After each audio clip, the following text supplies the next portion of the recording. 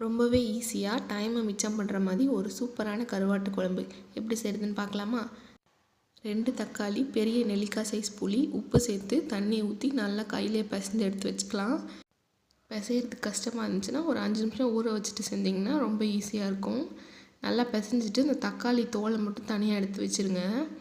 இப்போ ஸ்டார்ட் பண்ணிடலாமா? குக்கரில் எண்ணெய் விட்டு எண்ணெய் நல்லா சுடனே கடுகு, உளுந்து, சீரகம், வெந்தயம், கருவேப்பிலை சேர்த்து நல்லா பொரிஞ்சோடனே ஒரு கைப்பிடி வெங்காயம், 6 பல் பூண்டு, இந்த குழம்புக்கு தேவையான மிளகாத்தூள் சேர்த்துட்டு நல்லா மிக்ஸ் பண்ணி விட்டுடலாம். இந்த மாதிரி நீங்கள் எண்ணெயிலே மிளகாத்தூள் சேர்த்திங்கன்னா அந்த கலர் அப்படியே இருக்கும் குழம்புல. தக்காளியோட தோலை சேர்த்துட்டு நல்லா மிக்ஸ் பண்ணி விட்டுருங்க. நல்லா எண்ணெயிலே இது வதங்கட்டும். ஒரு 6 கத்திரிக்காவை கட் பண்ணி சேர்த்துட்டு இதுக்கு தேவையான மல்லித்தூளும் சேர்த்துட்டு நல்லா மிக்ஸ் பண்ணி விட்டுறலாம். புளி, தக்காளி, உப்பு எல்லாம் கரைச்சி வச்சுருந்தோம்ல அதை சேர்த்துட்டு உங்களுக்கு எவ்வளோ தண்ணி வேணுமோ ஊற்றிக்கோங்க. ஊற்றி நல்லா மிக்ஸ் பண்ணி குக்கரை க்ளோஸ் பண்ணி ஒரு 3 விசில் அப்படியே வச்சுருங்க.